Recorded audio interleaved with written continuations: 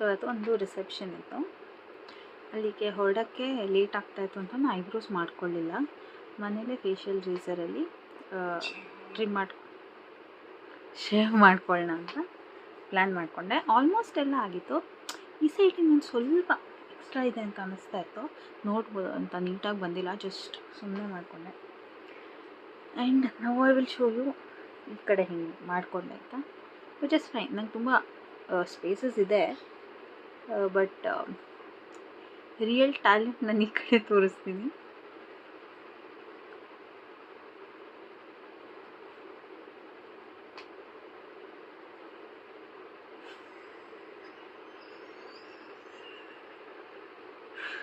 ಕಾಣ್ತಾ ಇದೆಯಾ ಅಲ್ವಾ?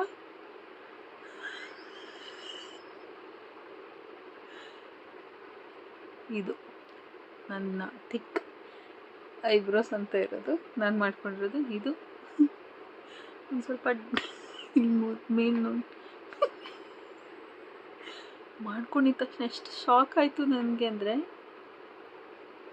ಇದು ಇಲ್ಲಿದೆ ಗಾಡ್. ಆದರೆ ಥ್ಯಾಂಕ್ ಗಾಡ್ ಐಬ್ರೋ ಪೆನ್ಸಿಲಲ್ಲಿ ಫಿಲ್ ಮಾಡಿಕೊಂಡೆ. ಸೊ ನಾನೂಪಂಗೆ ಅದೇ ಹೇಳ್ತಾ ಇದ್ದೆ, ಅರ್ಜೆಂಟಲ್ಲಿ ಮಾಡ್ಕೊಳಕ್ಕೆ ಹೋಗಿ ಹಿಂಗಾಯಿತು. ಆ್ಯಂಡ್ ಇನ್ಮೇಲೆ ದಿನ 1 ವಾರ 10 ದಿನದ ತನಕ ಎದ್ದಿದ ತಕ್ಷಣ ಐಬ್ರೋ ಪೆನ್ಸಿಲಲ್ಲಿ ಡ್ರಾ ಮಾಡ್ಕೊಂಡು ಆಚೆ.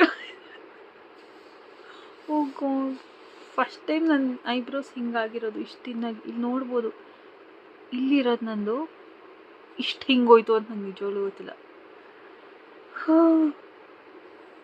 ಜೋಪಾನ, ಅರ್ಜೆಂಟಲ್ಲಿ ಏನೇನೋ ಮಾಡ್ಕೋಬೇಡಿ.